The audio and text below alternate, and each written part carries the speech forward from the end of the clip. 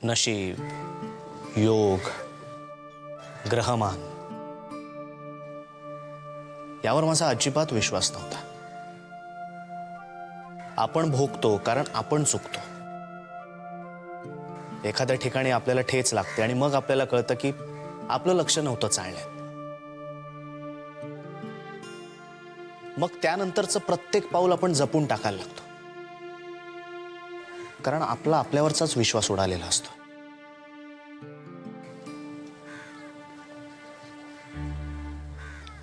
कदाचित पुढचा सगळा रस्ता मोकळा असेल, पण तरीही आपल्याला वाटतं की आपण पडू, ठेचाळू.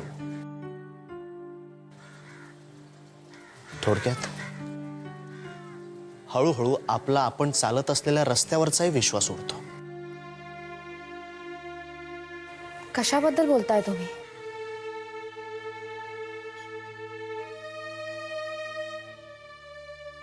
शुभ्रा, माणसं ओळखायला मी इतका का कमी पडलो? कुणाला नाही ओळखलत तुम्ही?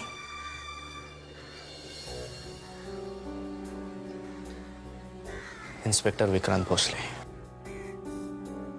विक्रांत भोसले? त्यांचं काय? त्याची बदली झाली. हो, माहिती आहे मला. पण त्याचा तुम्ही आत्ता एवढा विचार का करताय? आजोबा त्याला खूप जवळचा मित्र मानतात.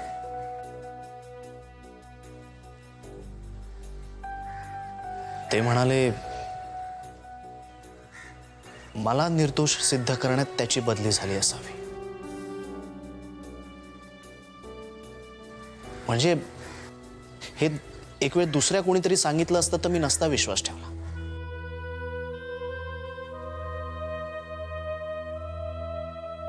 आजोबा उगाच नाही सांगणार. पण कुठे झाली आहे त्यांची बदली? काय कळलं? नाही, ते कुणालाच माहित नाहीये. असं कसं होईल? कुणाला तरी माहिती असेलच. हेच तर गुड उकलत नाहीये.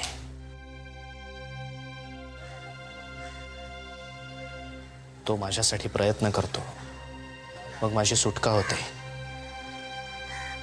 ते तो आजोबांना सांगतो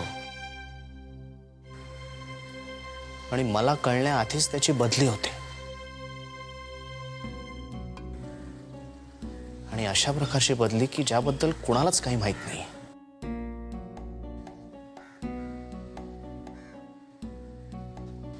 शुभ्रा, नक्की काहीतरी घोळ आहे. विक्रांत नाहीसा का झालाय?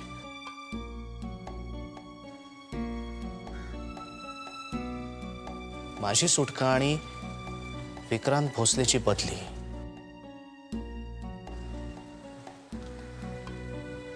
यामध्ये नक्की एक लिंक मिसिंग आहे.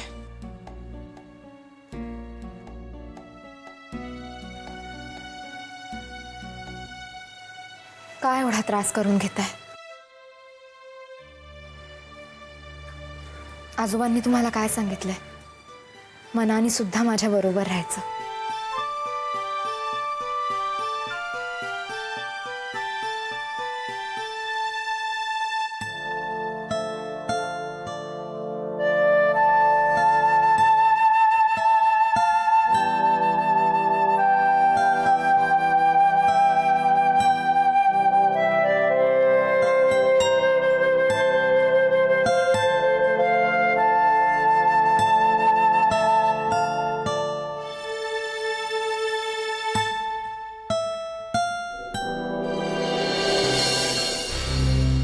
ती मूर्ती जर आपल्याला मिळाली, हे कसं शक्य आहे? सुलेखाच्या घरून. Not possible. या तिच्या घराची झडती घेतली आम्ही, काहीही मिळालं नाही.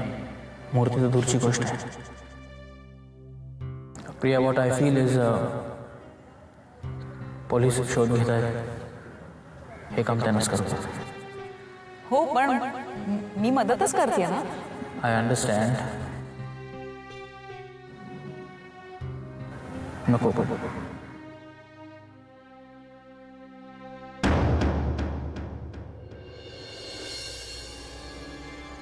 सुलेखा. प्रिया, हे प्रिया, लागला का ग फोन? नाही. मग त्याचा तरी आला होता का? नाही. छे बाई, छे, कुठे गेला असेल देव जाणे. तो परत यावा ना म्हणून मी नवस बोलले देवाकडे. म्हटलं जाऊ दे, तुला कशाला सांगू. अगं, नवस केलेला असतो ना, तो असं कोणाला सांगायचा नसतो, नाही तर तो फळत नाही, माहितीये का नवस. त्याचं असं काहीतरी विचार करते, करू देत ना. कर. नाही पण प्रिया, मी काय म्हणते, त्या विक्रांत भोसलेचं कोणाशी भांडण झालं होतं का? मी सुद्धा काय विचारतेय. तो पोलीस, त्यात तो चांगला पोलीस, म्हणजे त्याच्या वाईटावरती हजारो लोक असतील. बरोबर बोलतेस तू. म्हणूनच विक्रांतची बदली झाली आहे ही गोष्ट या घराबाहेर जाणं खूप धोकादायक आहे कुसुमात्या. कळतंय तुला? का? अगं हे बघ, विक्रांतचा जगाशी संपर्क नाहीये ही गोष्ट जेव्हा त्याच्या वाईटावर असलेल्या लोकांना कळेल तेव्हा ते त्याचा फायदा नाही का घेणार? कुसुमात्या, ही गोष्ट विक्रांतच्या जीवावर सुद्धा बेतू शकते. कळतंय का तुला? बापरे. पण मी काय म्हणते, तो त्यांना सापडणार कसा? इथे आपल्यालाच सापडत नाही येतो. कुसुमात्या, त्यांना काहीही जमू शकतं. विक्रांत जगाच्या पाठीवर कुठेही असला तरी त्याला गाठणं त्यांच्यासाठी कठीण नाहीये ग. काय सांगतेस काय? म्हणूनच ही गोष्ट या चार भिंतीतच राहायला हवी. कळतंय ना कुसुमात्या? प्लीज. मी कशाला कोणाला सांगायला जाऊ? मी आमच्या डोंगरेबाईंना सुद्धा सांगायला जाणार नाही, त्यांनी विचारलं तरी. कळलं? विक्रांतचा पत्ता कळेपर्यंत माझ्या जीवात जीव नाही येणार. आणि प्रिया, अशा वेळीच परकी वाटणारी माणसं मदतीला धावून येतात.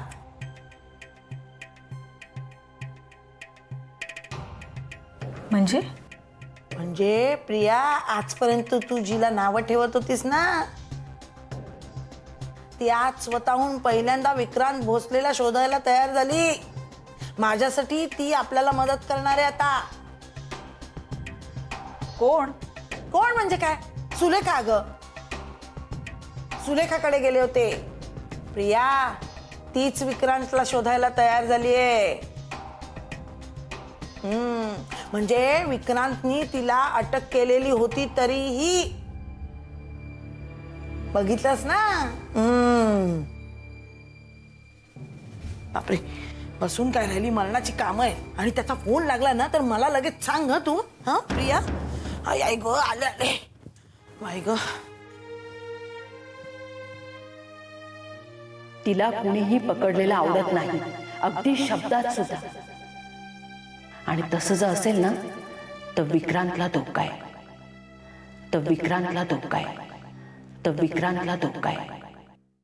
काय रे चंदू, अचानक आलास तो? प्रथमेशची शिकवणी नाही वाटतं आज. मुद्दामच आलो आजोबा. राधाच्या तब्येतीमध्ये म्हणजे म्हणावा तसा फारसा फरक पडलेला नाही अजून. काय म्हणाले डॉक्टर? फार काही गंभीर नाही ना? नाही, गंभीर काही नाहीये. हवामानातले बदल, एक्झर्शन वगैरे, विश्रांतीची गरज आहे असं म्हणत होते. भाई, पण काल शुभ्राने तुला फोन केला होता तेव्हा तिला तर तू म्हणालास राधाबाईंनी बरी आहे. अगं, मुद्दाम म्हणालो प्रिया. आदिल आणि शुभ्राला जर कळलं असताना की राधाची तब्येत बरी नाहीये तर त्यांनी त्यांचा ठरलेला बेत पुढे ढकलला असताना. अगदी योग्य केलंस चंदू. बाहुली, मला हेच सांगायचं असतं. प्रत्येक जण आपापल्या सोयीनुसार सत्य किंवा असत्य बोलत असतो, पण स्वतःच्या सोयीपेक्षाही दुसऱ्याच्या भल्यासाठी बोललं गेलेलं असत्य, त्यात काहीही गैर नसतं. नाही, इतकंच की आईला जर काही मदतीची गरज लागली तर राधा नाही येऊ शकणार. राधाला म्हणावं, इथली काळजी करू नकोस, तब्येतीकडे लक्ष दे. पण ट्युशन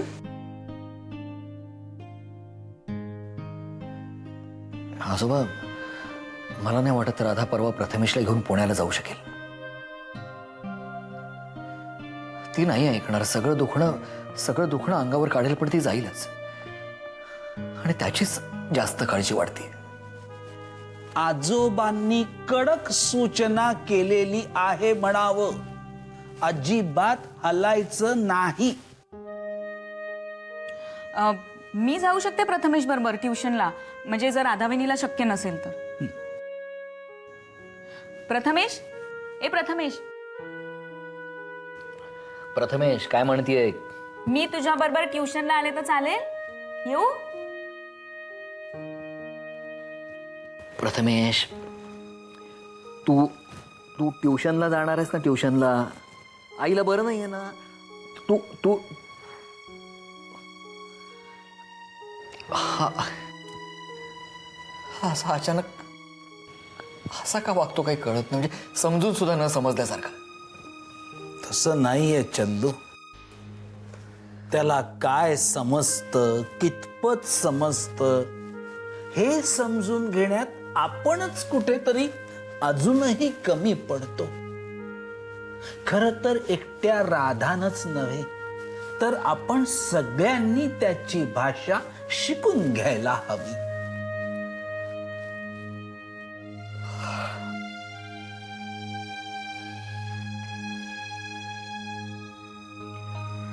आजोबा, राधा घरी एकटीच आहे.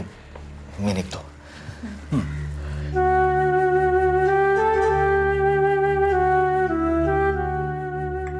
प्रथमेश, चल आपण बाबांना बाय करूया. ये लवकर ये. जा जा जा.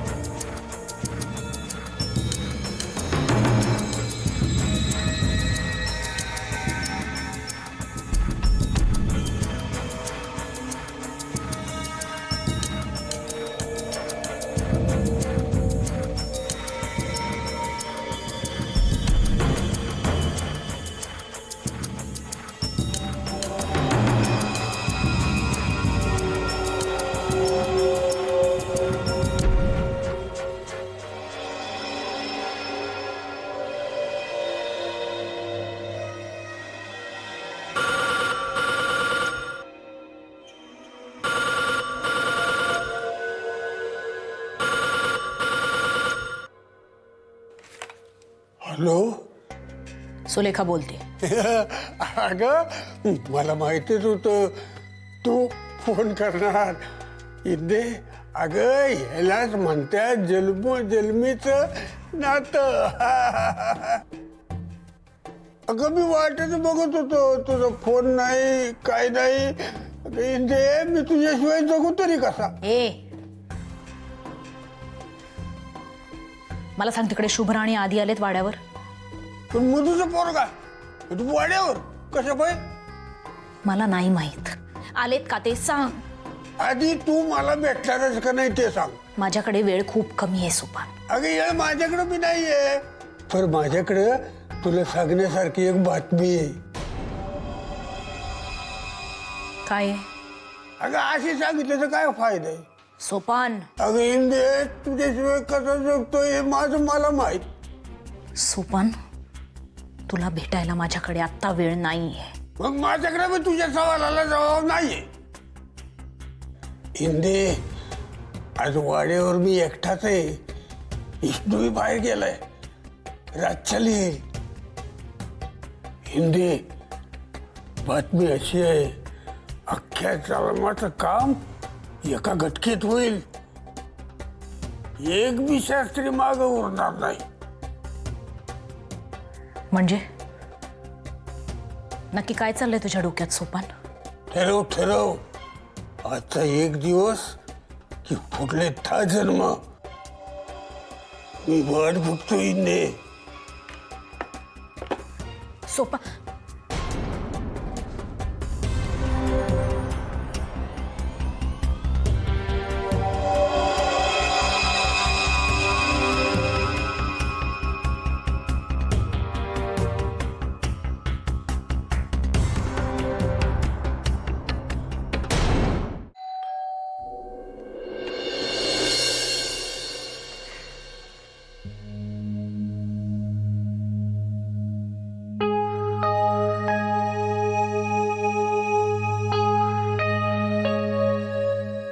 घरात याची परवानगी आहे का?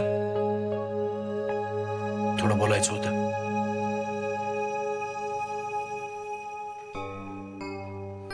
थँक्स.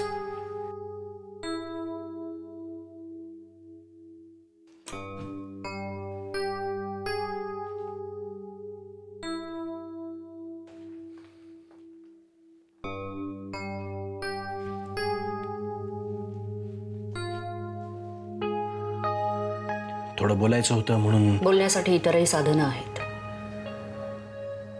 त्या साधनांचा वापर करून झाल्यावर मगच मी इथे आलोय.